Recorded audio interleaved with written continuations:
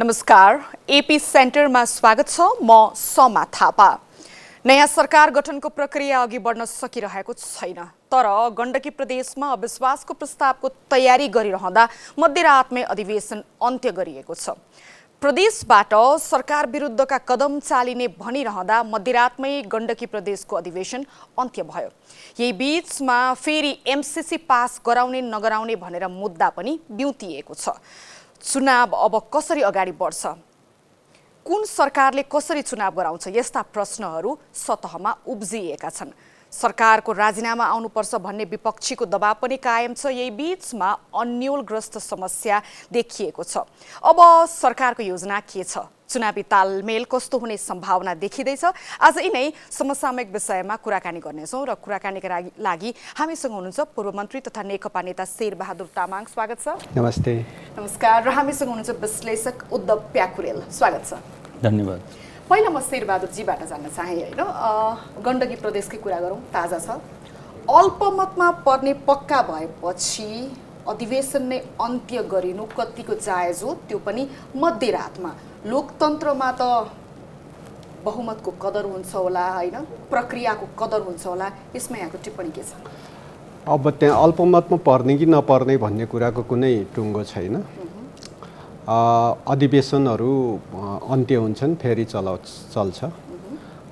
त्यो नियमित प्रक्रियाभित्रकै कुरा हो।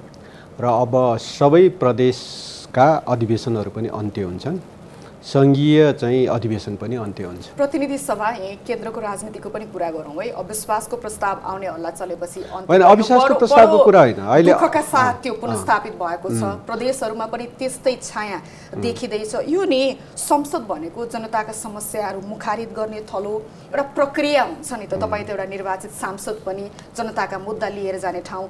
सरकारले आफूले भने जस्तो भएन वा सरकारलाई अप्ठ्यारो पर्ने देखिने बित्तिकै अन्त्य गरिदिने, मैले भने राजनीतिमा सबै चलिरहेका अधिवेशनहरू अन्त्य हुनेछन्, सङ्घीय अधिवेशन पनि अन्त्य हुँदैछ। र अब हामी बर्खे अधिवेशन, बजेट अधिवेशनको सुरुवात गर्नुपर्ने भए हुनाले यो अहिले यो चाहिँ विधेयक अधिवेशनहरू हो र यी अधिवेशनहरू अन्त्य गरेर अब बजेट अधिवेशनको लागि तयारी गर्नुपर्ने हुन्छ। त्यो तयारी स्वरूप सबै प्रदेश सरकारहरूले पनि तपाईँ प्रदेशका चाहिँ संसदको बजेट बैठकहरू पनि अन्त्य हुन्छ र सङ्घीय चाहिँ संसदको बजेट पनि अन्त्य हुन्छ, बैठक पनि अन्त्य हुन्छ। र त्यस पछाडि अब केही दिनको ग्याप राखेर तुरुन्तै त्यो गण्डकीको पनि हुने त्यही हो र अरू प्रदेशको पनि हुने त्यही हो, सङ्घको पनि हुने त्यही हो। तर अरू दलहरूले विशेष गरी गण्डकीको कुरा चलिरहँदा तपाईँहरू भागेर जानु भएको प्रक्रिया थियो, बहुमतको कदर भएन लोकतन्त्रमा भन्ने खालका कुराहरू विशेष अधिवेशनको माग गरिरहेछन् नि।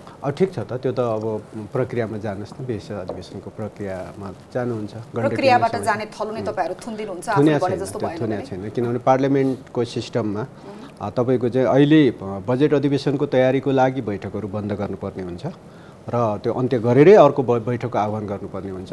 र त्यही बिचमा अब कसैलाई लाग्यो सरकारै परिवर्तन गर्न मन लागेछ भने अब पेस गर्नुहोस् न, कसैलाई के पेस गर्न मन लाग्छ, त्यो त दलहरूको कुरा हो नि।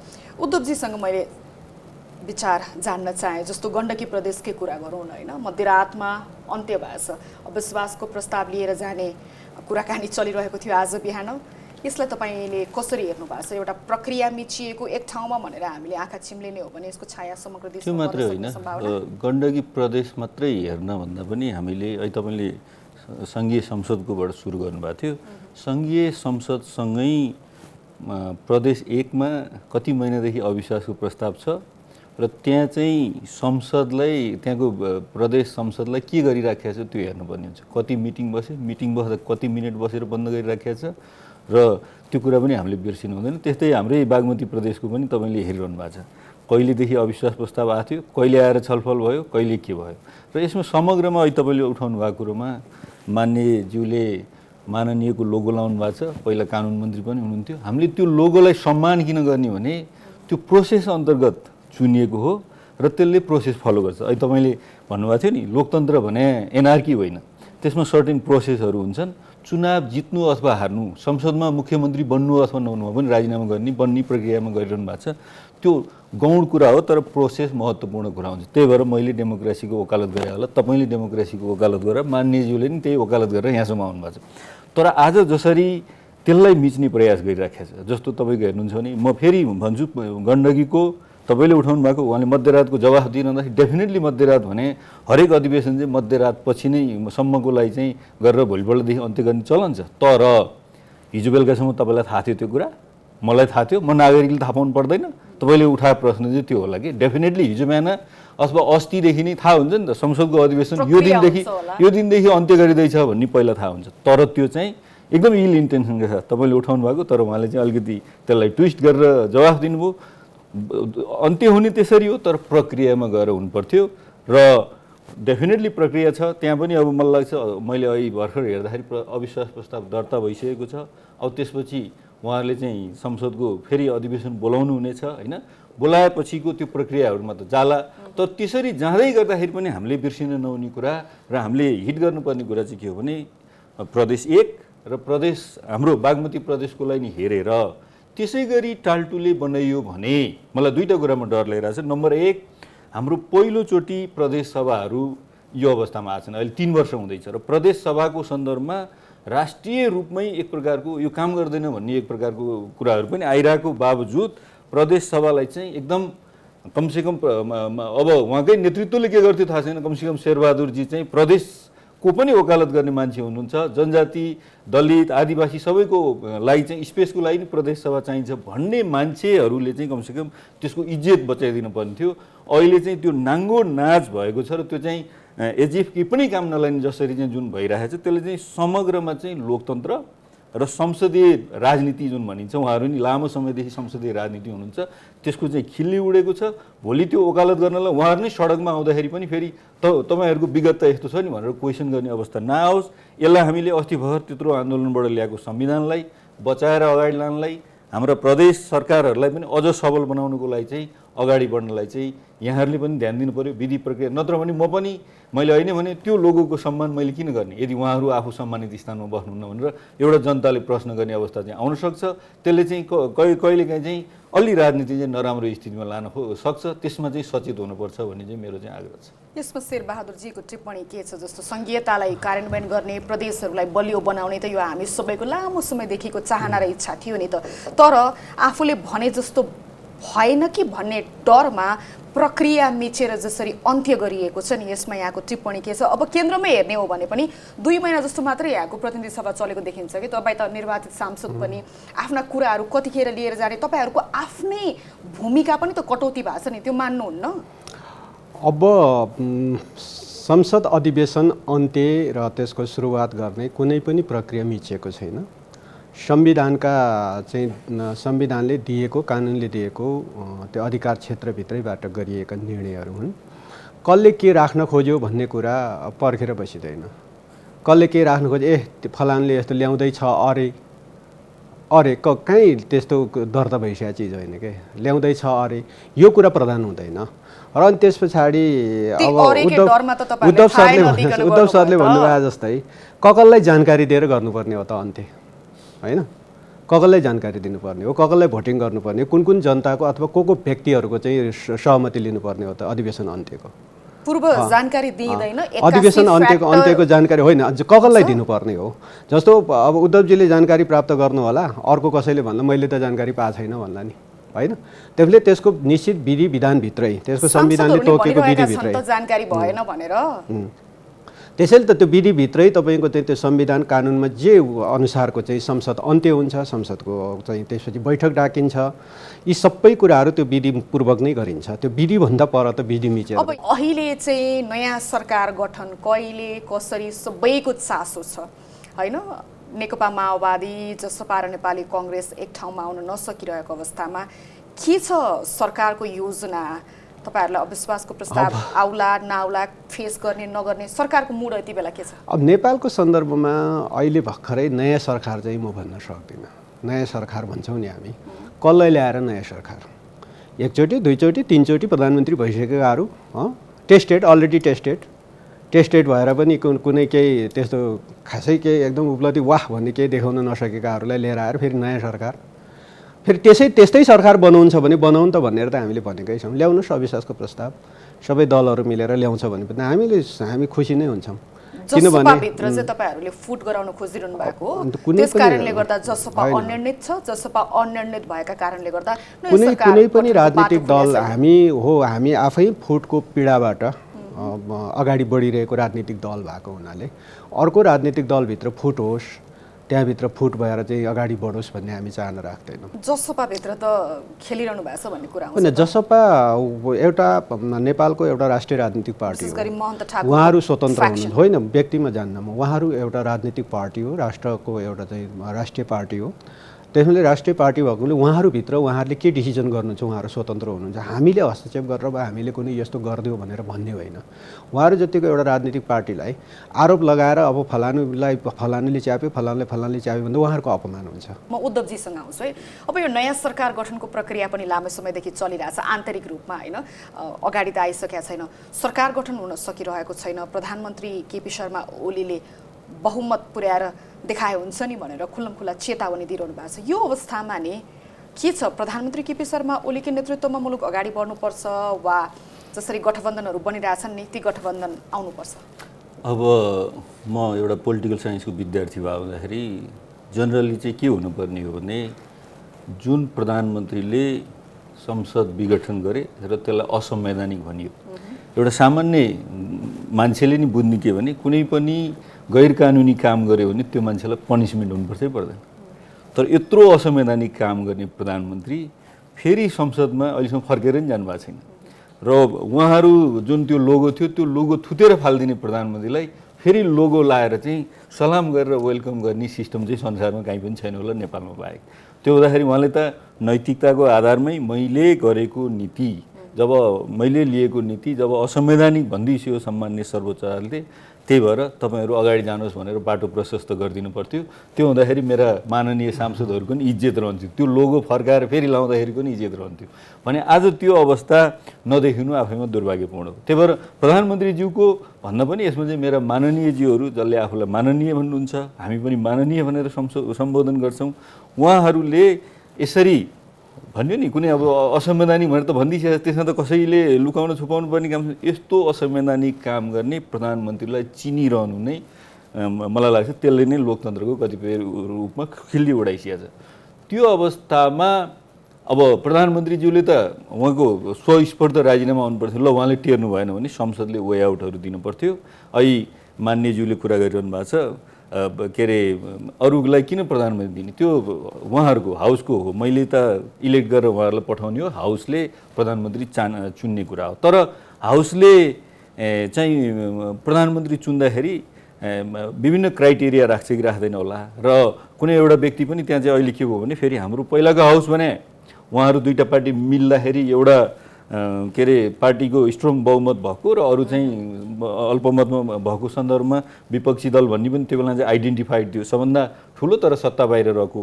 अहिले हङ पार्लियामेन्ट छ मेरोमा, किन भन्दा उहाँहरूको पार्टी फुटिसकेपछि अब अहिले चाहिँ कुनै पनि पार्टीको बहुमत नहुँदाखेरि इभन एकजना एमपी मेम्बर पार्लियामेन्ट पनि प्रधानमन्त्री हुने सम्भावना छ। उहाँले चाहिँ बहुमत प्रुफ गर्नुभयो भने प्रधानमन्त्री हुन सक्नुहुन्छ।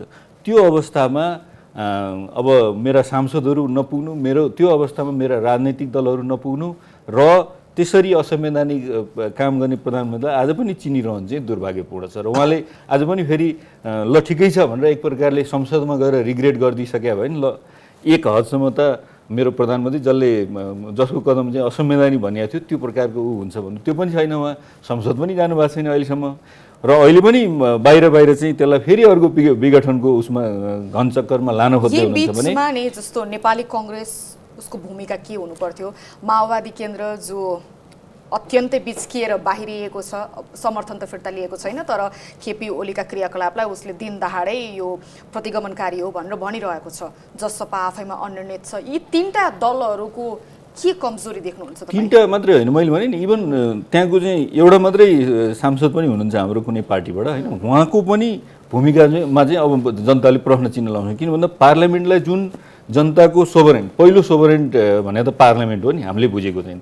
पार्लियामेन्टले सरकारलाई कन्ट्रोल गर्छ, सरकार बनाउँछ, सरकारका कतिपय नीतिहरूमा पनि कन्ट्रोल गर्छ भन्ने पढेर आएको एउटा विद्यार्थीको लागि चाहिँ नेपालको राजनीतिमा अब अहिले प्रमुख प्रतिपक्षको कुरा गर्नु मैले बारम्बार भन्ने गरेको छु, प्रमुख प्रतिपक्ष भनेर अहिले त्यो प्रकारको अवस्था छैन। किन भन्दा हङ पार्लियामेन्टमा पहिला हुँदाखेरि हो, अहिले ऊ पनि उत्तिकै पोटेन्सियल छ। किन भन्दा अब त अर्को धारा लागू हुने अवस्था आइसक्यो भन्दाखेरि त्यो अवस्थामा इभन दुर्गा म्याडम हुनुहुन्छ सांसद, सिङ्गल सांसद जनमोर्चाको, उहाँले पनि त्यो प्रकारको एक्सर्साइज गर्नुपर्नेमा मेरो पार्लियामेन्टका सबै त्यही त यहाँनिर मेरो प्रश्न नि अहिले त भ्याक्युम छ नि त होइन, मैदान त खाली जस्तै देखिएको छ तपाईँले भने जस्तै। जसले पनि बहुमत पुर्याएर प्रधानमन्त्रीका रूपमा आफूलाई दावेदारी प्रस्तुत गर्न सक्ने अवस्थामा पनि किन त्यो फोर्स आउन सकिरहेको छैन? प्रधानमन्त्रीले त दिन दहाडे च्यालेन्ज गरिरहनु भएको छ, बहुमत पुर्याएर देखाऊ भनेर ठाउँ ठाउँमा गएर भाषण दिनुहुन्छ, किन हुन दुई तिनवटा कुराहरू हुन्छन्। जस्तो अहिले हामी कुरा गर्दै गर्दाखेरि मलाई लागिरहेको जस्तो अरू प्रदेशहरूमा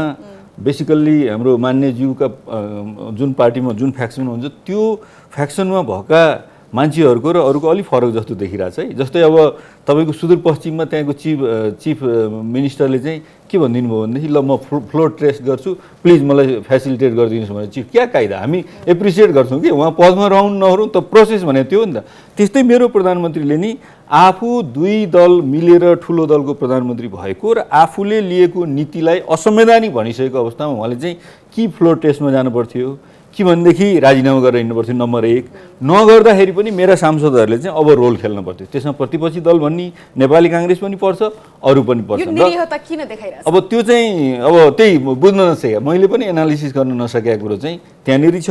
अब प्रधानमन्त्रीज्यूमा जुन प्रकारको आत्मविश्वास छ, म चाहिँ कुनै पनि हालतमा अल्पमतमा हुन्न, हुँदाखेरि चाहिँ म फेरि अल्पमतको प्रधानमन्त्री भएर संसद डिजल्भ गरेर उहाँले यसो कुरा गर्दै गर्दा मङ्सिरको चुनावको चाहिँ जुन उ गरिरहनु भएको छ त्यतातिर चाहिँ मुलुक लानलाई जसरी उ देखिन्छ, त्यसमा चाहिँ मलाई लाग्छ नेकपा माओवादी अलि नचाहिरहेको अवस्था, तर नेकपा एमाले काङ्ग्रेस जसपा सबैलाई चाहिँ चुनाव चाँडै नै चाहिरहेको अवस्थाले चाहिँ त्यो अवस्था आइरहेको होला। तर त्यति भन्दै गर्दा फेरि म अहिकै पोइन्टमा जान्छु, यी सबै नाटकले यी सबै रसाकसीले अहिले मैले भूमिकामा भनेका कुराहरूले चाहिँ मेरो पार्लियामेन्ट्री डेमोक्रेसीप्रतिको जनताको विश्वास चाहिँ घट्दो छ है।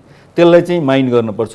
त्यसले भोलि मेरो पार्लियामेन्ट्री डेमोक्रेसी फेरि तपाईँ हामीलाई थाहा छ रियाक्सनरी फोर्सहरू जस्तो उहाँहरूले संसद डिजल्भ गर्दै गर्दाखेरि यहाँ चाहिँ संविधान नमान्ने तत्त्वहरू जसरी उत्साहित भएका थिए, पछिल्लो चरणमा पनि विभिन्न जस्तो अहिले नै देहरादुनका घटनादेखि लिएर जसरी चाहिँ एक प्रकारको उछाल्न खोजिरहेको छ, हाम्रा कदमले माननीयज्यूहरू हामीले मानेका नेतृत्व भर्खरै लोकतन्त्रको लागि भनेर आन्दोलन गरेर नेतृत्व ल्याए मान्छेहरूले फेरि देशलाई चाहिँ त्यो भुमरीतर्फ नलैजानुहोस्। तपाईँहरूको राजनीति भने एउटा खेल हो, संस्कृति पनि हो, खेलमा नियमअनुसार खेल्नुपर्छ, नियम मिचेर फाइदा हुन्छ भन्नेतिर नजानुहोस्। हामीले चाहिँ त्यही मात्रै भन्न सक्छौँ, हाम्रो कामना चाहिँ त्यति मात्र। यसमा शेरबहादुरजीको टिप्पणी छ, उहाँले भनिरहनु भएको छ नि, सबैले भनिरहेका कुरा के भन्दाखेरि अहिले प्रधानमन्त्री केपी शर्मा ओलीले चाहिँ नैतिकताका आधारमा राजीनामा दिनुपर्ने, किन भन्दा प्रधानमन्त्रीको कदमलाई त यो असंवैधानिक भनेर सर्वोच्च अदालतले व्याख्या गरिदिइसकेको अवस्थामा उहाँले मार्ग प्रशस्त गरिदिनु पर्ने, तर स्टिल उहाँ पदमै हुनुहुन्छ भन्ने टिप्पणीमा यहाँको जवाफ के हुन्छ? सबभन्दा पहिला त तपाईँले अघि नै भन्नुभयो भ्याकुम भनेर भन्नुभयो। अहिले कुनै भ्याकुम छैन। अहिले केपी ओली बहुमत सहितको सरकारको प्रतिनिधित्व गरिराख्नु भएको छ। 174 सांसदको समर्थन छ। कसैले समर्थन फिर्ता लिन मन लाग्यो ल्याऊ, त्यसपछि हामी टेस्ट गर्नको लागि हामी तयार छौँ। टेस्टमा फेल भयो, अल्पमतको सरकार गठन हुन्छ केपी ओलीकै नेतृत्वमा। त्यसपछि पनि 1 महिनाभित्र टेस्ट हुनुपर्छ। 1 महिनाभित्र टेस्टमा फेरि फेल भयो भने 76(4) अनुसार तपाईँ कोही सांसदले प्रयत्न गर्नुपर्ने होला। 2 अनुसारको सरकार गठन नहुने भएपछि 4 अनुसारको सरकार गठन हुन्छ र त्यो 4 अनुसारको गठन हुने सम्भावनै देखिँदैन। त्यसो भने केपी ओलीकै नेतृत्वमा अर्ली इलेक्सनतर्फ मुलुक जान सक्छ र त्यही डरले होला केही पार्टीहरूलाई अब सायद समर्थन फिर्ता लिन पनि गाह्रो भएको होला। जहाँसम्म तपाईँको चाहिँ खास गरी केपी ओलीले अहिले किन टेस्ट नलिएको भन्ने पनि प्रश्न छ उद्धव सरको।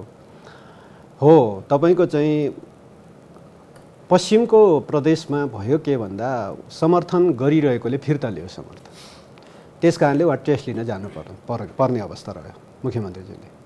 यहाँ त समर्थन फिर्ता लिएको छैन। समर्थन फिर्ता लिएपछि पो अनि त्यसपछि टेस्टमा चाहिँ बहुमत छ कि छैन भनेर टेस्ट गर्नुपर्ने होला। त्यसैले बहुमत छ कि छैन भनेर टेस्ट लिने स्थिति अहिले बनिसकेको छैन एउटा।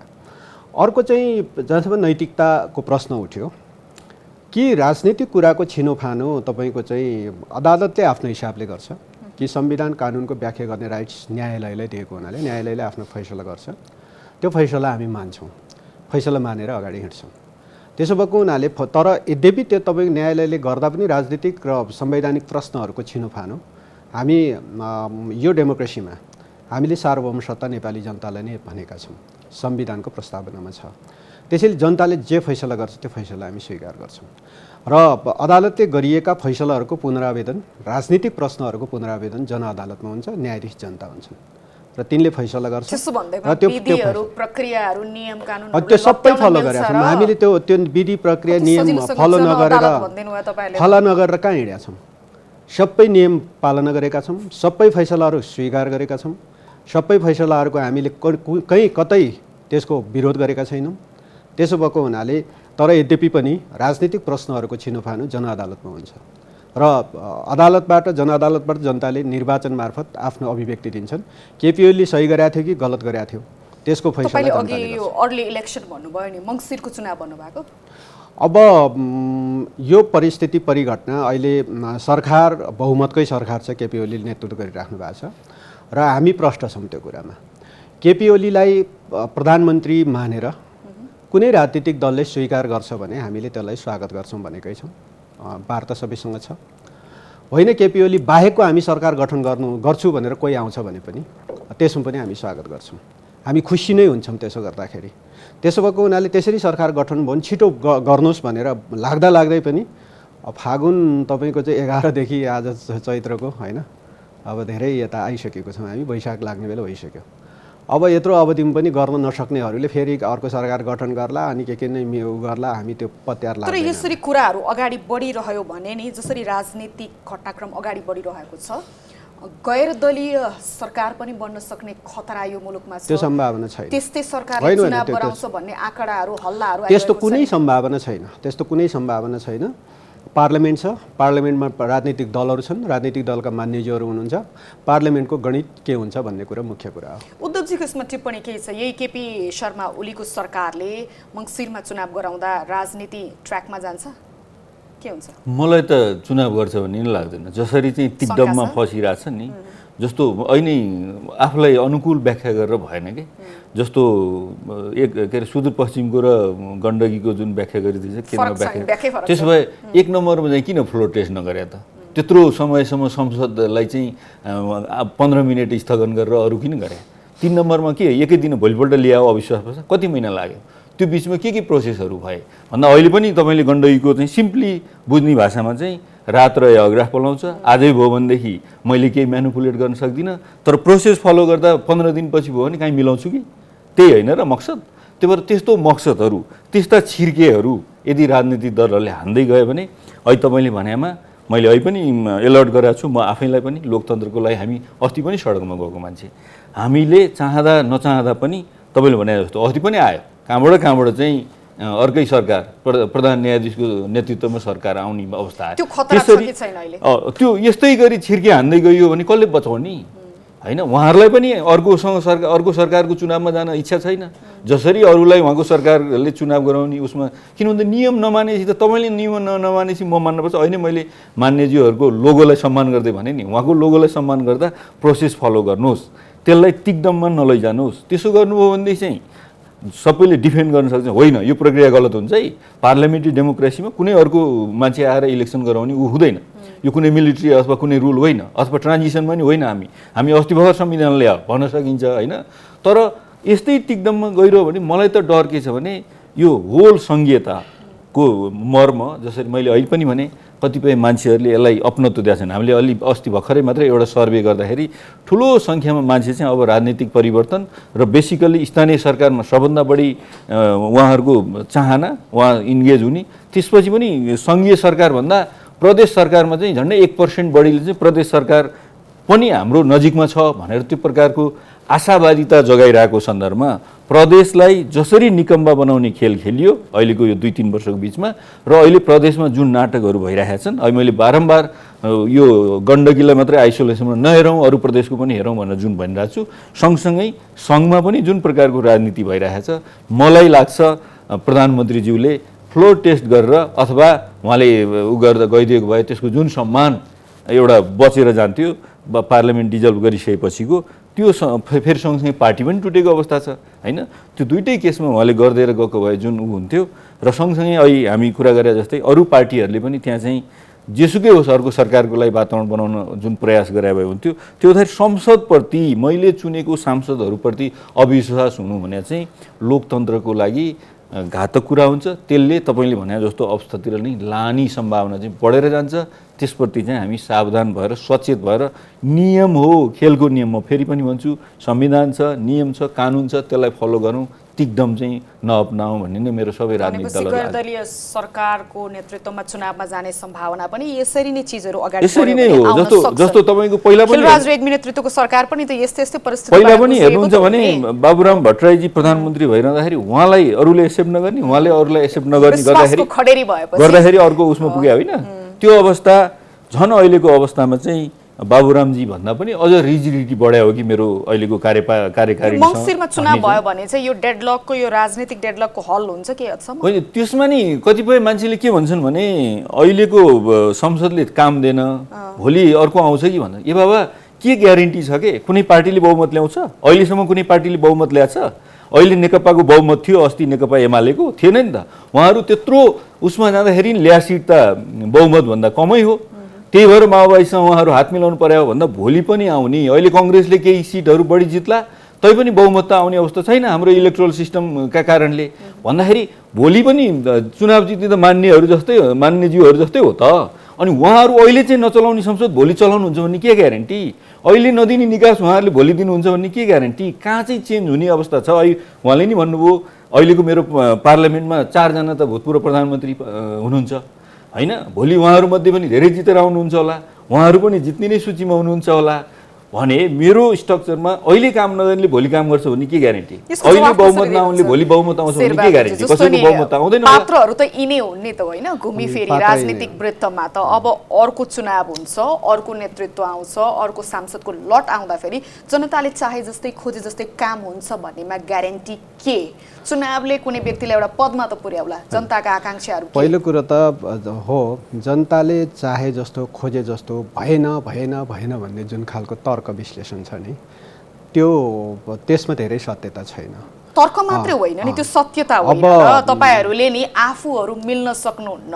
रिस छ, आवेग छ, कुण्ठा छ, एकले अर्कालाई सिद्ध्याउँछु भन्ने खालको आशयबाट राजनीति गर्नुहुन्छ अनि स्थिरता समृद्धिको सपना तपाईँहरूले हामीलाई नै देखाउनु भयो। यो बिचमा संसद भङ्ग हुन्छ अनि कहाँबाट चाहिँ तपाईँले भनेको कुरामा दम हुन्छ? अहिलेको चाहिँ के हो भने मूलत तपाईँको 74 सालको इलेक्सन जुन दुईटा दल मिलेर चुनाव लड्या हो।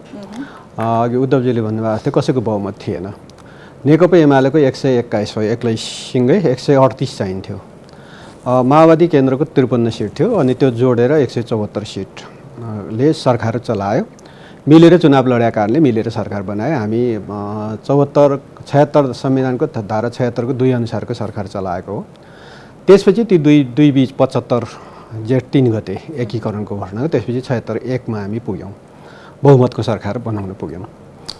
र ती दुई दलबीच मतलब विभाजन देखिएपछि अब फेरि पनि हामी 53 र 121 मा छुट्यौँ। त्यो छुटिसकेको अवस्थामा 53 ले 121 लाई समर्थनै गरिराखेको छ, समर्थन फिर्ता लिइसकेको छैन। त्यसैले अस्थिर भयो सरकार, यस्तो भयो। कहाँनिर अस्थिर भयो? केपी ओली 74 बाट प्रधानमन्त्री कन्टिन्यू हुनुहुन्छ। अरूले अस्थिर गर्न कसैले खोज्या होला, केपी ओलीलाई हटाउन खोज्दा अस्थिर गराउन खोज्ने प्रयत्नहरू भएका होलान्। प्रयत्न त सफल भएको छैन। केपी ओली त कन्टिन्यू नै हुनुहुन्छ, चलाइ नै राख्नु भएको छ। र चलाउने कुरामा हो जनताका जनजीविकाको सवालमा, विकास निर्माणका सवालमा हाम्रा चाहिँ तपाईँको चाहिँ राष्ट्रिय आम्दानी, राष्ट्रिय पुँजी नै अत्यन्त सानो छ।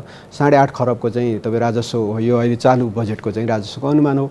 5 खरब 25 अरबको हामी वैदेशिक ऋण र अनुदानमा भर परेका छौँ। त्यो बजेटबाट खेल्नुपर्छ। 9 खरब चाहन्छौँ त हामी साधारण खर्च गर्छौँ। विकास खर्च तपाईँ यदि हामीले चाहिँ तपाईँ रेभिन्यूबाट मात्रै हेर्ने भने विकास खर्च हाम्रो 0 माइनस छ। त्यसैले यस्तो बीच हो, यस्तो बीचबाट पनि अर्थतन्त्रको यस्तो बीचबाट पनि अहिले केपी ओलीले जब मुलुकको नेतृत्व गर्नुभयो, सरकार सञ्चालन गर्नुभयो, धेरै खोट लगाइहाल्ने ठाउँ छैन। केही न केही सुरुवात गर्नुभएको छ, अभियानहरू सुरु भएको छ, विकासका कार्यक्रमहरू सुरु भएको छन्, धेरै थन्किएका सम्पन्न हुन नसकेका आयोजनाहरू, राष्ट्रिय गौरवका आयोजनाहरू सम्पन्न भइरहेका छन्। धमाधम ती सम्पन्नता कति छन्। त्यसो भए आफ्नै गतिमा हिँडेको थियो, कोही नराखौँ त। प्रधानमन्त्री किन बन्नु पर्यो? सरकार चुनाव किन गर्नु पर्यो? जब केपी ओलीले केही गरेछ भन्दाखेरि त आफ्नै गतिमा चल्छ भनेर भन्ने। अनि त्यस पछाडि चाहिँ तपाईँको चाहिँ आफ्नै गतिमा हिँड्ने सरकार किन चाह्यो? प्रधानमन्त्री किन चाह्यो? प्रधानमन्त्री किन चाह्यो? किनभने सरकारले त्यसमा केही न केही फेसिलिटेट गर्नुपर्ने होला, फेसिलिटेट केही गर्नुपर्ने होला, केही अड्केका चिजहरूमा समाधान दिनुपर्ने होला, केही ऐन कानुनमा अलि सहजता बनाइदिनु पर्ने होला, केही कामहरू गर्न नसकिरहेका कामहरूमा अलि बढी चाहिँ विशेष जोड दिनुपर्ने होला। त्यो त एउटा सरकार त अविच्छिन्न उत्तराधिकारवाला हो नि। हो, हिजोको सरकारले गर्दै गरेन भन्न म पनि सक्दिनँ, कामहरू हुँदै आएका छन्। तर जुन रफ्तार अहिले केपी ओलीको नेतृत्वमा सरकारहरूको अगाडि बढेको छ, केपी ओलीले केही गर्दैछ है भन्ने बेलामा यो आफ्नै गतिमा चाहिँ सरकार त चलिरहन्छ नि, चल्ने प्रक्रिया भनेर हामी ट्विस्ट गर्छौँ होइन। तर अब तपाईँको चाहिँ अनि फेरि गरेन भनेर, केही भएन भने अनि गरेन भनेर गाली गर्छौँ। यो हाम्रो प्रवृत्ति खराब छ क्या हाम्रो यहाँनिर नि शेरबहादुरजी 5 वर्षसम्म पनि सरकारलाई मिलाएर लिएर जान नसक्ने नेतृत्वले अब हामीलाई विकास देखाउँछ, यति कुरा मैले अघि नै फेरि हामीले शङ्का गर्न मिल्दैन। मैले अघि नै जोडेँ, मिलाएर चलाउन नसकेको भन्नु पनि चलाउँदै हुनुहुन्छ क्या, मिलिरहेछ। केपी ओली त हुनुहुन्छ त, कन्टिन्यू नै हुनुहुन्छ, चलाउँदै हुनुहुन्छ त। यो मुलुकको प्रधानमन्त्री हो त, चलाउँदै हुनुहुन्छ त। होइन, चलेको भन्न त मैले भने नि विकासका गतिविधिहरू पनि त भइरहेकै छ भन्ने कुरा त मैले भने होइन। अब हो भने अनुसारको पुग्या छैन। जुन रफ्तारमा हामीले लिनु पर्थ्यो, हाम्रो अर्थतन्त्रको चाहिँ जुन भोल्युम छ त्यो अनुसार हेर्दा हामीले चाहेको जस्तो एकदम जादुको छडी आजको राति नै बेलुकै केही न केही त्यस्तो अलि भइरहेको छ। यसमा उद्धवजीको टिप्पणी सुनौँ है त। उहाँ भनिरहनु भएको छ कि विकासका दृष्टिले आर्थिक कोणबाट यो सरकारले एक प्रकारको रफ्तार समातेको छ भनेर। अस्ति पनि कता प्रधानमन्त्रीले आफ्नो भाषणमा भन्दै हुनुहुन्थ्यो कि आर्थिक वृद्धि ऋणात्मक भएन, यो सरकारको उपलब्धि हो भनेर। त्यसलाई हामी उपलब्धि मानेर ठिक छ भनेर बेनिफिट अफ डाउट दिनु मिल्छ यो सरकारलाई? तपाईँले बारम्बार प्रश्न गरिरहनु भएको थियो नि है, कुर्सीमा बस्नु मात्रै चलेको मान्ने कि नमान्ने भन्ने कुरा। मलाई लाग्छ म अलि अगाडि एक दिन सिंहदरबारमा कुनै एउटा अफिसमा गएको थिएँ। त्यहाँको एकजना सिनियर अफिसरले के भन्नुभयो भने संसद पुनर्जीवित भइसकेको थिएन, 1-2 दिन अगाडिको कुरा, सबै डेटा जति पेन ड्राइभमा राखेर बसेको छु सर भनेर भन्नुभएको थियो। अनि अब फेरि एकदम सिनियर अफिसरको कुरा गरिरहेको छु है मैले। अब भने अनि उहाँले अहिले काम गरिरहनु भयो होला, त्यो हो कि चिन्ता। अहिले उहाँहरूले जुन अस्थिरताको अलिअलि काम त तपाईँले उठाउनु भएको छ नि, खिलराज रेग्मीज्यू हुँदा नि भयो होला, उहाँ कुनै पार्टीको नि हुनुहुन्थेन, बहुमत पनि थिएन पञ्चायतमा, राणाकालमा एउटा लेभलको काम त भइरहेको छ। देश भइसकेपछि आफ्नो संरचना छन् नि, कोही नबसे पनि होला त भन्दाखेरि त्यो पनि हुनसक्छ, कोही नबस्दा नि एउटा लेभलको त होला नि होला। तर हामीले खोजेर चाहिँ अहिले तपाईँले उठाउनु भयो सपना जुन बाँडिएको थियो, नम्बर 1 स्थिरताको कुरा। त त्यही मलाई चाहिँ अहिले पछिल्लो चरणमा मेरो कार्यपालिका प्रमुखज्यूको कुरा सुन्दाखेरि के लाग्छ भने उहाँ साँच्चीकै यो नेकपाको एकीकरणमा साँच्चीकै चासो राख्नुहुन्थ्यो होला कि हुँदैन थियो होला भनेर टिप्पणी सुन्नुहुन्छ भने तपाईँहरूले फर्जी दर्ता गर्नुभएको थियो नेकपा भनेर चाहिँ कुनै अर्को पक्षलाई गाली गर्नु। एक नेकपाको अध्यक्ष उहाँ हुने, उहाँले सबै केन्द्रीय समिति गठन फ्रम द डे 1 त्यो प्रोसेसमा उहाँले अपनत्व लिएको देखिँदैन भने। अनि के कारणले चाहिँ त्यो एकता भारे छ, साँच्चीकै स्थिरता भन्ने कुरा के रहेछ, त्यसमा चाहिँ मेरो चाहिँ एउटा पहिल्यैदेखि एउटा सिरियस कन्सर्न। तपाईँ हामी पब्लिक पनि के भनेर तपाईँ हामीलाई एजेन्डा बाँडियो त्यो बेलामा भने अहिलेसम्म नेकपाको बहुमत आएको छैन, अब हामी बहुमत आयौँ, 2 पार्टी गरेर बनाएको थिएन। तर त्यो कुरा भन्दै गर्दाखेरि तपाईँ हामीले कहिले पनि के प्रश्न गरेनौँ नेकपा त्यो बेलाको जसले चाहिँ स्थिरताको कुरा गर्दै थियो भन्दा 64मा नि 2 पार्टी नेकपा, एमाले र माओवादी गरेर बहुमत थियो। तपाईँहरूले नै 4-4वटा प्रधानमन्त्री चेन्ज गरेर चलाउनु भएको हो 64 पछि 70सम्म, इन्क्लुडिङ बाबुराम भट्टराई। त्यो हुँदाखेरि तपाईँ यो नारा प्लिज मलाई सेल नगर्नु होला है भनेर हामीले भन्न नसक्दाखेरि उहाँहरूले फेरि एकफेर त्यो नारा सेल गरेर हामीलाई मूर्ख बनाउनु भयो। र तपाईँको उसमा चाहिँ मैले सोचेको चाहिँ के भने प्रधानमन्त्रीको यो प्रकारको आज जानुहुन्छ कि भोलि जानुहुन्छ कि भन्ने अवस्थालाई नै अस्थिरता भन्नुभयो होला उहाँहरूले। त्यो अहिले पनि विद्यमान छ, किन भन्दा यति ढ्याङ्ग्रो ठोकिरहेछ कि होइन। त्यो अब र सँगसँगै 5 वर्ष भनेपछि 5 वर्ष लानलाई कसरी किन नसक्या त भन्दाखेरि चाहिँ मलाई चाहिँ पार्टी निर्माणदेखि आजसम्म नि कति जस्तो अहिले नै नेकपा चाहिँ माओवादी पूर्व माओवादी चाहिँ अपिलको लागि जाने, अर्कोले चाहिँ खिल्ली उडाइरहने भन्दाखेरि साँच्चीकै त्यो एकता के गरी टिका रहेछ त भन्ने कुरा नि पब्लिकले क्वेसन गर्नुपर्ने हुन्छ होला। त्यही भएर हाम्रो पनि पब्लिकको पनि एकदम सर्ट साइटेडनेस, अलिकति जे भन्यो त्यसमा पत्याउने कारण चाहिँ एकदम दुःखद छ। म आफू पनि त्यसमा भागीदार हुँला, तपाईँ मिडिया पनि भागीदार हुनुहोला। तर उहाँहरूले भने जस्तै म चाहिँ अहिलेको सरकार छ तर साँच्चीकै चलाएको छ कि छैन भने चाहिँ त्यही एउटा उदाहरण। सिनियर अफिसरले जब सबै पेन ड्राइभमा लिएर हिँडेका हुन्छन् उनले कुनै पनि लङ टर्म डिसिजन गर्दैनन् होला। डिसिजन चाहिँ कस्तो गर्छन् होला, सर्ट टर्म मलाई फाइदा हुने, सर्ट टर्म मेरो गुटलाई फाइदा हुने, सर्ट टर्म मेरो पार्टीलाई फाइदा हुने बाहेक अरू कार्यक्रमहरूमा त्यो प्रकारको दिएर जान सक्नुहुन्न होला। त्यो दुर्भाग्यपूर्ण हुने भएर नै उहाँहरूले स्थिरताको कुरा गर्नुभयो होला। फेरि उहाँहरूलाई नै जोड्नुपर्छ, किनभने स्थिरता त उहाँहरूले भने हो नि त। अब यो बीचमा प्रधानमन्त्री ओली बाहिरिनु नै अहिलेको नेपाली राजनीतिको समाधान हो त? मलाई लाग्छ प्रधानमन्त्री बाहिरिएपछि सबै ठिकठाक हुन्छ। बेनिफिट अफ डाउट चाहिँ कतिपय सन्दर्भ यो 3 वर्षको उसमा हेर्दाखेरि चाहिँ चलाउन नसक्नुमा र पार्लियामेन्ट र यो सङ्घीय अहिलेको सङ्घीय लोकतान्त्रिक गणतान्त्रिक संविधान भनिन्छ नि त्यसको सन्दर्भमा चाहिँ मेरो कार्यपालिका प्रमुख चाहिँ अलिक बढी जिम्मेवार हुनुहुन्छ आजसम्म आइपुग्नुमा भन्ने चाहिँ लाग्छ। किन भन्दा 2-3टा कुरा उहाँले एउटा कुरा के भनिदिनु भयो भने अस्ति अल अफ सडन अलि अगाडि यो कुनै नयाँ होइन है 3टा सरकार चाहिँ सङ्घीय सरकारकै अधीनस्थ हुन् भन्दिनु भयो, जबकि उहाँहरूले बनाएको संविधानले त्यो भन्दैन। त्यो भए त एउटा स्पिरिट त कस्तो साइकोलोजी होला त्यो तल्लो भनिएका सरकारहरूलाई, जबकि तल्लो होइन हाम्रो सरकार प्यारालल हो नि त कन्स्टिट्युसनले चिनेको। त्यस्तै पछिल्लो चरणमा अहिले भन्यो हाम्रो जुन एक्सर्साइजहरू भइरहेका छन् र सँगसँगै अनि जुन राजनीतिक अस्थिरताको पोको त उहाँले खोल्दै हो नि त, अरू कसैले खोल्दै होइन नि। म शेरबहादुरजीसँग आउँछु है। स्थिरता, समृद्धि र विकासको नारा लिएर सत्तामा आसीन प्रधानमन्त्री केपी शर्मा ओलीका पछिल्ला अभिव्यक्तिहरू हेर्ने हो भने अब व्यवस्थामै पो परिवर्तन आउँछ कि भन्ने खालको संशय पनि आम मानिसमा आउन थालेको छ। जस्तो सङ्घीयताको कुरा प्रधानमन्त्रीले बारम्बार भन्नुहुन्छ कि यो सङ्घीय सरकार भनेको चाहिँ केन्द्रकै छाया हो भने जस्तो खालको अभिव्यक्तिहरू आउँछ, डाइरेक्टली कहिले इन्डाइरेक्टली भनिरहनु भएको छ। मानिसहरू के भन्न लागेका छन् भन्दा चुनाव आयो भने अब प्रधानमन्त्री केपी शर्मा ओलीले धर्मनिरपेक्ष मुलुक थियो, अब त्यसमा पनि अलिकति आफ्ना धारणा पुनर्विचार गर्नुहुन्छ, सङ्घीयतामा पनि अब पुनर्विचार गरिने एजेन्डा बोकेर केपी शर्मा ओली चुनावमा जानुहुन्छ भन्छन् नि, त्यतातर्फ छलफल भएको छ पार्टीमा? त्यस्तो कुनै छलफल भएको छैन, त्यस्तो कुनै सोच पनि छैन र भनेर अब आरोप लगाउनुको कुनै तुक छैन। हैन, उहाँका अभिव्यक्तिहरू पनि बेला उस्तो अरे भनेर आरोप लगाउनुको कुनै तुक छैन। जहाँसम्म सङ्घीयताको कुरा छ, सङ्घीयताको मूल मर्म प्रदेश र स्थानीय सरकारहरू केन्द्रकै इकाइ हुन् भन्ने जस्तो खालका सङ्घीयताको मूल मर्म अनुसारको सङ्घीयता छैन नेपालमा। त्यसैले यसमा पुनः विचार गर्नु जरुरी छ। जुन सङ्घीयताको मूल मर्म छ त्यो मर्म अनुसारको सङ्घीयता बनेको छैन। जम्मा जम्मी केन्द्र सरकारले पठाइदिएको बजेट विनियोजन गर्ने मात्रै केन्द्र भन्ने अहिले सरकार छैन है सर, मान्ने। अब सङ्घीय सरकार भनौँला, जेसुकै पनि केन्द्र भने सङ्घीय भन्यो भने अब त्यो माथिकै हो होइन। अब त्यसैले तपाईँको चाहिँ त्यो सरकारले पठाइदिएको बजेट विनियोजन गर्ने एउटा युनिटको रूपमा मात्र विकास भएको छ। उसलाई कुनै तपाईँको चाहिँ सरकारको अनुभूति हुने खालको त्यस्तो हाम्रो संविधानले दिएको व्यवस्था अनुसार त्यस्तो परिकल्पना आएको छैन। हामीले बनायौँ, हामीले संविधानमै बनायौँ, नियम कानुन सबै तपाईहरुले। र एउटा चाहिँ म पनि मान्दिनँ सङ्घीय सरकार, प्रदेश सरकार, स्थानीय सरकार प्यारलल हो, सँगै हो भन्ने कुरा चाहिँ मान्दिनँ। त्यो दुनियाँको काहीँ पनि हुँदैन। तपाईँको चाहिँ बिहार सरकारले उहाँ दिल्लीबाट शासन गर्दैन क्या, तपाईँ सिंहदरबारबाट सङ्घीय सरकारले नै गर्छ, होल नेपाललाई हेर्छ। प्रदेश सरकारले उसको टेरिटोरीभित्र मात्र हेर्छ, स्थानीय सरकार त उसको त्यही पालिकाभित्र मात्र हेर्ने हो। अनि त्यसपछि सिंहदरबारको केपी ओली र सिंहदरबारको प्रधानमन्त्री र हो नि त, प्रधानमन्त्री र अनि एउटा पालिकाको प्रमुख चाहिँ अनि प्यारलर हो, सँगै हो, एकदम तिमीहरूको हाइट उत्तिकै हो भन्ने कुरा चाहिँ यो सम्भव छैन, यो नहुने कुरा। त्यो प्रदेशको त उपन त प्रधानमन्त्री जतिकै होला नि त। त्यो ठाउँमा त दिएकै छ त, मुख्यमन्त्री भन्नेकै छ। त्यो प्रदेशभित्रको त उसलाई तर पनि प्रदेशभित्रको मुख्यमन्त्री हो, प्रदेशभित्रको चाहिँ माथि सङ्घ सरकारको प्रधानमन्त्रीको लेभलको होइन।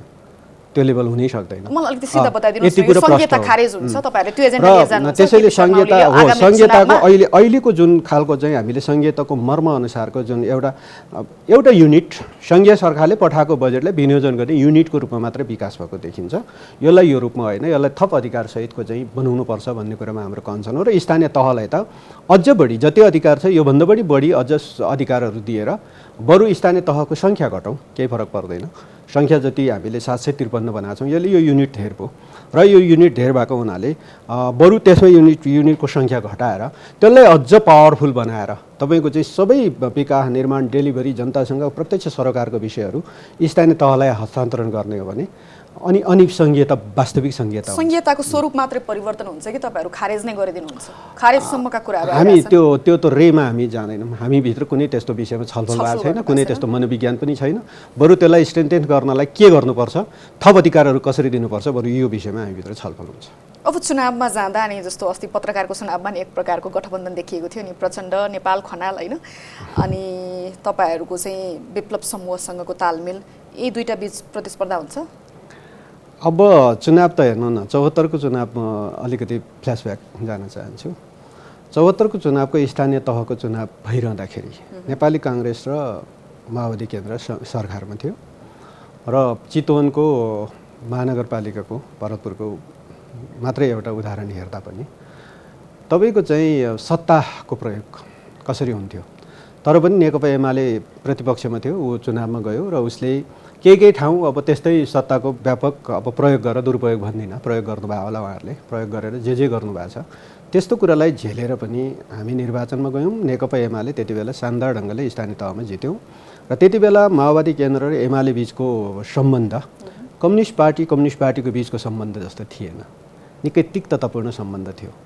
तर 6 महिना बित्दा नबित्दै काङ्ग्रेसको नेतृत्वमा सरकार छ, काङ्ग्रेससँगै माओवादी केन्द्र पनि सरकारमै छ, तर माओवादी केन्द्र र एमाले मिलेर चुनावमा जाने स्थिति बन्यो। त्यसै राजनीति चाहिँ यो अलि अनसर्टेन चिज हुँदो रहेछ र त्यो अनसर्टेन चिजहरूको बिचकै सम्भावनाहरू हो राजनीति। त्यसैले हामी एकदमै अब उत्तरी ध्रुव र दक्षिण ध्रुव एकैचोटि एकै ठाउँमा आउँछौँ भन्ने त हामी भन्दैनौँ। तर नेकपा एमाले के चाहन्छ भने यो एकीकृत पार्टी निर्माण गर्दै आएको पार्टी भएको हुनाले वामपन्थीहरू बिचको बृहत एकता चाहिँ यसले चाहन्छ र यसले चाहिँ यो दृष्टिकोणै बोकेर अगाडि जान्छ। एक थरीले त तपाईँहरू राजावादीहरूसँग पनि तालमेल गर्ने तर्खरमा हुनुहुन्छ भन्ने आकलन गर्छ। त्यो पनि आकलन गर्नेहरू त गर्दै गर्छन्, के आकलन गर्छन् होइन। त्यो तर सम्भावना कतिको छ? हामी बृहत वाम एकताको पक्षमा छौँ र अब त्यो वाम एकतालाई नै हामी मजबुत बनाएर लिएर जान्छौँ र नेकपा एमाले पनि वामपन्थी पार्टीहरूको बिचको एकता गर्दै निर्माण भएको एकीकृत मार्क्सवादी लेनिनवादी पार्टी हो।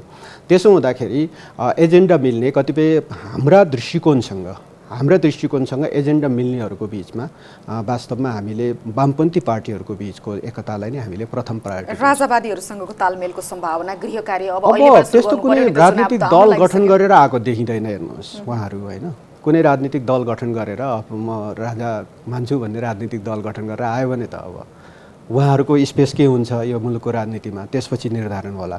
तर अहिले कुनै वादी भनेर कुनै तपाईँको चाहिँ राजनीतिक दल आकार ग्रहण नगरिसकेका हुनाले त्यो आकार ग्रहण गरे पछाडि कोसँग मिल्छ अब त्यसपछिको कुरा होला। तर मैले भनिहालेँ कि हामी बृहत वाम एकताको पक्षमा फेरि पनि उभिन्छौँ। यो बिचमा उद्धवजीलाई पनि मैले यही प्रश्न राखेँ। अब आउने चुनावमा चाहिँ प्रधानमन्त्री केपी शर्मा ओलीले नेतृत्व गरेको पार्टीको एजेन्डा चाहिँ सङ्घीयता खारेज, हिन्दू धर्मलाई बिउताउने लगायतका हुन्छन् भन्ने कुराहरू सुन्नमा आउँछ। यसमा कतिको सत्यता देख्नुहुन्छ, सम्भावना छ त्यो? मलाई चाहिँ मैले सायद योभन्दा अघिल्लो उसमा नि यही टेबलबाट त्यो बारेमा अलिकति कुरा गरिसकेको जस्तो लाग्छ। मलाई चाहिँ उहाँहरू पनि भएको पार्टी नेकपा एमालेमा अहिले अब हुन त क्लियर कट किता कता हुन्छ थाहा छैन, तैपनि धेरै जसो यत्रो लामो त्याग सङ्घर्ष अलिकति पूर्ण लोकतन्त्रको कुरा गरेर आएको पार्टीले त्यो गरिहाल्ला जस्तो मलाई चाहिँ लाग्दैन। तर तैपनि अहिले शेरबहादुरजीबाट एउटा कुरा सुनिरहँदाखेरि चाहिँ जस्तो सङ्घीयताको सन्दर्भमा बिहार र दिल्लीलाई उदाहरण लिइदिनु हो कि हामी लोकतन्त्रको सवालमा भारतभन्दा असाध्यै अगाडि गइरहेका छौँ। त्यो कुरा जस्तो निर्वाचन प्रणालीको कुरामा, महिलाको सहभागिताको कुरामा, अरू धेरै कुरामा यति अगाडि गरिसक्यो। किन भन्दा हामी कान्छो लोकतन्त्र भएको कारणले हामीभन्दा यङ जेनेरेसन जसरी एकदम स्मार्ट भएर गएको छ। हामी पनि त्यो सन्दर्भमा स्मार्ट भएको अवस्थामा इन्डियाको लोकतन्त्रलाई त मैले पढेको उसमा चाहिँ लोकतन्त्र के अरे सङ्घीयतालाई त सङ्घीयता भनिँदैन त, त्यसलाई त यति छ कि त्यो सङ्घीयताका अवयवहरूलाई धेरै चाहिँ बिगारेर चाहिँ इन्डियाको आएको छ। इन्डिया नेपालको मोडल होइन होला र जसरी उहाँकै मुखबाट त्यो सुनिरहँदा चाहिँ कता कता उहाँहरूले नै त्यसैलाई सपोर्ट गरिदिनु भयो भने त ओलीजीले नि के गर्नु होला। तर फेरि पनि भन्छु म नेकपाका मैले चिनेका नेताहरूको उहाँहरूको लोकतन्त्र र यो अरू सङ्घीयता धर्मनिरपेक्षता जस्ता एजेन्डामा जुन प्रकारको कमिटमेन्ट मैले हिजो देखाएको थिएँ त्यो यदि उहाँहरूले फेरि रिथिङ्क गर्नुभयो भने चाहिँ मलाई लाग्छ केपी ओलीजीले चाहनुभयो भने नि जान सक्नुहुन्न भन्ने लाग्छ। तर अहिले चाहिँ तपाईँको अस्ति संसद विघटन हुँदै गर्दाखेरि पनि एक थरी यसरी उछालिएका थिए कि ओहो अब मेरो त नेतै केपी ओली हो जसरी आइरहेको थिए। त्यसले गर्दाखेरि तपाईँको शङ्कामा चाहिँ एकदम पूर्ण रूपमा तथ्यहरू छन्। तर मलाई चाहिँ नेकपा एमाले आफैले डिसिजन गरेर त्यसरी लान सक्दैन, त्यसो गर्दा ओलीजी नि जान सक्नुहुन्न भन्ने छ। तर फेरि मैले चाहिँ उहाँहरूलाई पनि एउटा एलर्ट चाहिँ गराएको छु। अलिकति चाहिँ हामीले उदाहरण दिँदाखेरि पनि अलिकति सोचेर अगाडि बढ्नुपर्छ होला। हाम्रो संविधानले डेफिनेटली त्यहाँको के अरे स्थानीय र प्रधानमन्त्रीलाई बराबर राख्ने भने होइन, तपाईँले अहिले भन्नुभयो जस्तै अधिकारहरू उनीहरूलाई पनि संविधानले दिएको छ है, त्यो मामलामा मैले तिनटै सरकार बजेट बनाउन, कानुन बनाउन, कार्यान्वयन गर्न, त्यसलाई चाहिँ मोनिटरिङ गर्न समेत इभन स्थानीय तहलाई चाहिँ न्यायिक अधिकार समेत दिएको, त्यो पनि संविधानले दिएको, कानुनले नदिएको हुँदा उहाँ कानुन मन्त्रीको अगाडि मैले धेरै कानुनको कुरा किन गरिरहनु, पूर्व कानुन मन्त्रीको अगाडि त्यो कारणले चाहिँ मैले प्यारालल भने हुँ। डेफिनेटली त्यो होइन, तर बिहारको उदाहरण चाहिँ मलाई यहाँ पूर्ण लागेन। त्यो चाहिँ फेरि म यहाँलाई अर्को यहाँनिर नि मैले अघि उठाउन खोजिरहेको थियो, एमसिसीको कुरा फेरि आएको छ। प्रधानमन्त्रीले चाहिँ एमसिसी पास गराउनको लागि अवरोध सृजना भयो सभामुखका तर्फबाट भन्ने खालका कुराहरू अलिकति सामसुम भएको थियो। एमसिसीको मुद्दा फेरि जागेको छ। यो चाहिँ राजनीति हो वा यो सत्ता परिवर्तनसँग पनि यो विषय जोडिएको छ? उद्धवजीको टिप्पणी यसमा के छ? मलाई के लाग्छ भने यो चाहिँ राजनीति नै हो धेरै। जस्तो केपी शर्मा ओलीले यदि चाहनुभयो भए 2 वर्ष उहाँ चाहिँ कसैले पनि कहीँ पनि कन्टेस्ट नगरी पार्टीभित्र कोही चुन नबोलिकन सत्ता चलाउनु पर्छ। त्यो बेलामा पास गर्नुहुन्थ्यो होला। त्यो बेलामा चुपो लाएर बसेर अनि जब विवाद आउँछ एमसिसी देखाइदेखि चाहिँ यहाँ अनफर्चुनेटली अथवा फर्चुनेटली के बाहिरी फोर्सको समर्थन आउला, बाहिरी फोर्स प्लस कङ्ग्रेस पनि त्यो भनेपछि एक्साइटेड हुने। मलाई त सिम्पली भन्नुहुन्छ भनेदेखि एमसिसी अहिले उहाँले बजेटको कुरा गर्नुभयो, अलिकति एमसिसी हाम्रो लागि यत्रो कन्ट्रोभर्सी हुन्छ भने नलिँदा नि केही फरक पर्दैन। तर सँगसँगै फेरि ठिकै छ, एउटा अन्तर्राष्ट्रिय सपोर्ट त्यसले चाहिँ यदि फ्रीमा आएछ भने लिने कि नलिने भन्ने बारेमा बहस गर्न सकिन्थ्यो होला। तर तपाईँले भने जस्तै ठ्याक्क अहिले चाहिँ कङ्ग्रेसलाई नेकपातिर माओवादीतिर झुक्न नदिने, किन भन्दा एमसिसी देखाइदिने, त्यो चाहिँ राजनीतिकै रूपमा हो। पास गर्न चाहेको भए यो सरकारले 2 वर्ष जो चाहिँ अनकन्टेस्टेड कसैले पनि विरोध नगरिकन चलाएको थियो, त्यही बेला पास गर्थ्यो होला जसलाई। त्यही त शेरबहादुरजी अस्ति एमसिसीको कुरा पनि आयो नि त, प्रधानमन्त्रीले भन्नुभएको छ कि यो एमसिसी पास गराउनको लागि अवरोध गर्नुभयो सभामुखले भनेर। यो एमसिसी नै जनताको हितमा हो होइन, होइन हामीलाई फाइदा हुन्छ बेफाइदा हुन्छ यो अर्को विषय भयो कि यो बहसको। तर यहाँनिर नि अलिकति आफू कमजोरमा परे कि भन्ने डर भएको समयमा चाहिँ अर्को तर्फबाट समर्थन आउला कि म अलिकति बलियो भइहाल्छु कि भनेर यो राजनीतिक प्रोपोगेन्डा बनाउन मिल्छ एमसिसीलाई, यति संवेदनशील विषयलाई? एमसिसी मुख्य विषय होइन, मुख्य विषय नेपालको विद्युत विकास कसरी गर्छौँ भन्ने कुरा हो। तपाईँको चाहिँ पढ्नु न मैले के भन्न खोजेँ भने हामी अहिले अलिअलि विद्युत पावरहरू अलिक बढेको छ, तर पनि भारतको बिजुली लिएर लोड सेडिङ मुक्त भएर बसेका छौँ। बिजुली भारतबाट किनिरहेको त मुजफ्फरपुर ढल्केबरको चाहिँ ट्रान्समिसन लाइनबाट हामी बिजुली किन्छौँ। अरबौँ रुपियाँ भारतमा गइरहेको छ र तर नेपालमा अब पावर जेनेरेसन भइरहेको छ, बढ्दैछ। माथिल्लो तामाकोसी 456 मेगावाट सम्पन्न हुँदैछ। त्यो चाहिँ मेन ग्रिडमा जोडिने साथ हामीलाई अब भारतबाट बिजुली किन्नु पर्दैन, हामी त्यो ठाउँमा पुग्छौँ। अब बर्खायाममा बिजुली सरप्लस हुन्छ, के गर्छौँ त्यो बिजुली? अनि पावर जेनेरेसन गर्ने कम्पनीहरूलाई पिपिए गर्ने, अनि त्यस पछाडि पैसा तिर्दै जानुपर्ने, अनि बेच्ने ठाउँ चाहिँ नभएपछि अनि कहाँनिर चाहिँ अनि हामी कसरी लाग्छ मुलुक? त्यस भएकाले कुरा यति हो, अहिले एउटा तपाईँको चाहिँ नेपालको राष्ट्रिय आवश्यकताको हिसाबले हामीले तपाईँ लप्सेफेदी हुँदै रातमाटे हुँदै बुटवल हुँदै अनि त्यस पछाडि गोरखपुर न्यू दिल्लीसम्मको चाहिँ ट्रान्समिसन लाइनको कन्सेप्ट हो। त्यो बनाउनको लागि एमसिसीको पैसा खर्च गर्ने भन्ने कुरा भएको हो। अब यदि एमसिसीको पैसा नलिए के फरक पर्छ त भन्दाखेरि $55 करोड न हो, हैन 50-55 करोड डलर भने के हो र यहाँनिर नि MCC को पैसा लिने नलिने यो अर्को बहस विषय तर त्यो ट्रान्समिसन लाइन बन्नु पर्छ कि पर्दैन हेरिराख्नु होला नदिरहेको समयमा 2 वर्ष केपीओलीलाई उहाँले यो मुद्दा किन लिएर जानु भएन अब अहिले चाहिँ नेपाली कांग्रेसलाई आफूतिरतर्फ पार्न माओवादीलाई त्यो कसैलाई तान्नु पर्दैन हत्कण्डाका रूपमा एमसीसी को कुरा गर्दाखेरि राष्ट्रको लागि ठीक भएन एमसीसी को कुरा गर्दाखेरि माओवादी एकातिर कांग्रेस एकातिर उभिनु पर्ने एउटा एजेन्डामा चाहिँ त एजेन्डाको कारणले नै कति कमजोर दलहरू होला र त्यो त देखिएको छ नि उहाँहरूको आफ्नो एजेन्डा भएको दल होइन राष्ट्रिय दलहरू उहाँहरूलाई हामी त्यति कमजोर मान्दैनौँ के किनभने एउटा इस्युलाई उठाइदिएको कारणले कांग्रेसले के गरिदिनु पर्ने अर्कोले के गरिदिनु पर्ने यस्तो रूपमा त किन कांग्रेसलाई त्यति कमजोर देख्छौँ हामी होइन त्यसो भएको हुनाले एमसीसी को पैसा आरामले सरकारको नेतृत्व गरिरहेको बेलामा यो मुद्दा किन उठेन भन्ने एमसीसी को पैसा लिन्छौँ लिँदैनौँ अर्को पाटो हो तर त्यो ट्रान्समिसन लाइन बन्नु जरुरी छ ट्रान्समिसन लाइन बन्नको लागि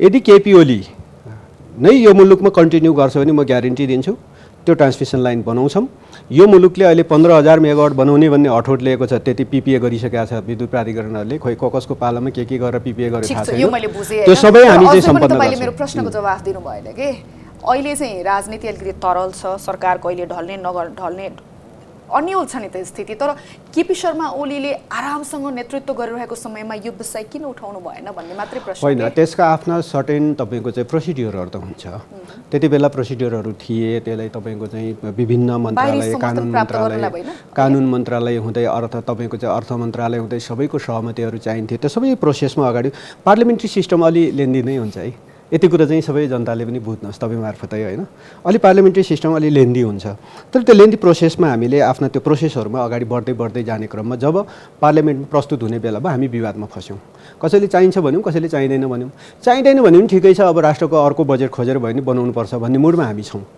हामी वास्तवमा त्यो ट्रान्समिसन लाइन चाहिँ बनाउँछौँ त्यो पैसा त्यही लिन्छौँ कि लिँदैनौँ भन्ने कुरा अहिले एमसीसी को मुद्दा उठाउनु भयो भन्ने प्रश्नमा त्यस्तो होइन किन एउटा इस्युको त अब 50 करोड डलरको चाहिँ हिसाबमा चाहिँ तपाईँको चाहिँ सरकार बाहिरी सहयोग र के सहयोग यो जाँदैन कि त्यो 50 करोड डलर 50-55 करोड डलरमा एउटा कांग्रेस अथवा माओवादी पार्टीले आफ्नो चाहिँ एजेन्डा के हुने भन्ने कुरा राष्ट्रिय एजेन्डामा उसको चाहिँ दृष्टिकोण चेन्ज हुने भन्ने कुरा पनि गलत हो अनि त्यसपछि तपाईको चाहिँ यही विषयमा यति लामो बहस भयो मानिसहरूका धारणा इभन भीमरावले त्यहीबाट तिक्तता प्रयोग गर्दै उहाँ उता जानुभयो माओवादीसँग हामी त त्यही त चाहिने कुरामा बढी बहस गर्दैनौँ नचाहिने कुराहरूमा बढी बहस गर्छौँ हामी त समय पास गरिरहेका छौँ कति बलियो उहाँले भन्नुभएको जस्तो हल्का रूपमा लिन मिल्छ मलाई लाग्छ अब फ्र्याङ्कली भन्ने हो भने जतिखेर नेकपा गठन भएर उहाँहरूको कम्फोर्टेबल सरकार थियो त्यो बेला एउटा भाष्य हाम्रोमा असाध्यै पपुलर थियो चीनले मिलाइदिया भन्ने र एमसीसी प्रतिको चीनको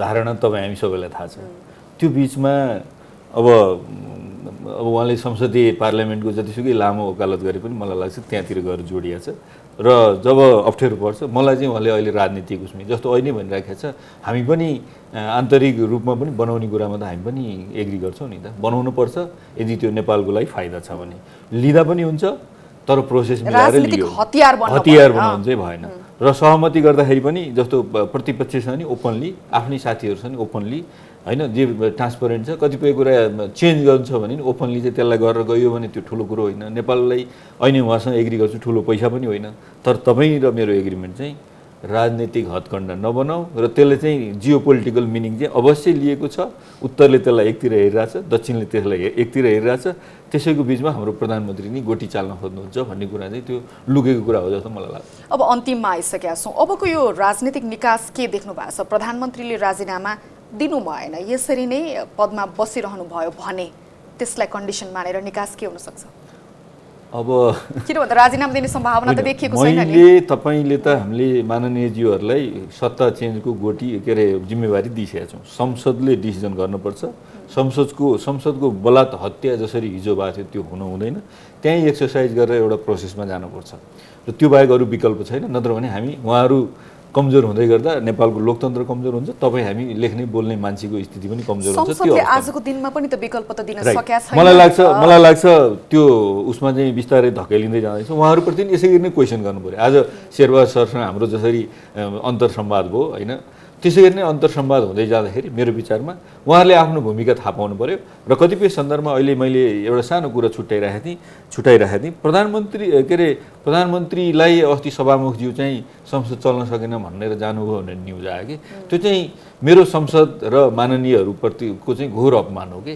प्रधानमन्त्रीले संसद चलाउने होइन संसदले चलाउनुपर्छ त्यसको लागि माननीयज्यूहरूले त्यो प्रकारको वातावरण बनाउनु कार्यव्यवस्था परामर्श समितिको सदस्य पनि हुनुहुन्छ होला हैन यसैले नै एजेन्डा के लिएर जाने भनेर छलफल गर्छ होला संसदमा प्रधानमन्त्रीले भन्नुभएको कुरा नि सभामुखसँग उहाँले गुनासो पोख्नु भएको छ कि संसदलाई सुचारू हुन दिइएन यति दुःख गरेर बिउतिएको संसद भनेर फेरि आफैले भनिदिनु भएपछि यसमा नि तपाईहरुलाई लाग्दैन आफूहरूको यो क्षेत्राधिकार कटौती गरिएको उहाँकै सभापतिले नै हो भने एउटा सांसदको अपमान भएको यो सबै कुरा अब बालुवाटारबाट मात्रै चल्दा तपाईहरुको आफ्नै काम कर्तव्य अधिकार कटौती भइरहेछ नि त संसदको सोभरेन्टी भनौँ न अब अल्टिमेटली हामीले पिपुललाई दिएको सोभरेन्टी चाहिँ संसदमा प्रतिबिम्बित हुन्छ संसदलाई त्यो राइट छ कि बालुवाटारलाई फेरिदिने त्यहाँको पात्र फेलिदिने राइट समेत संसदले बोकेर बसेको छ त्यो राइट एक्सरसाइज गरेको त्यसो भएको हुनाले अब फेर्नु पर्यो भन्नेहरू छन् फेर्नुहोस् न छिटो भन्छौँ फेर्नै सक्नुहुन्न हैन छिटो फेर्नुहोस् न भन्छौँ सक्दै सक्नुहुन्न एकचोटि भने अनि दुईचोटि भने दर्जनौं पटक भनिसक्नुभयो प्रधानमन्त्री स्वयंले भनिसक्नु आउनुहोस् न आउनुहोस् प्रक्रियामा पसेर फेर्न आउनुहोस् न भनिराख्नु भएको छ कोही आउन सक्नु भएको छैन त्यसैले हो पार्लियामेन्टभित्र चाहिँ के हो भने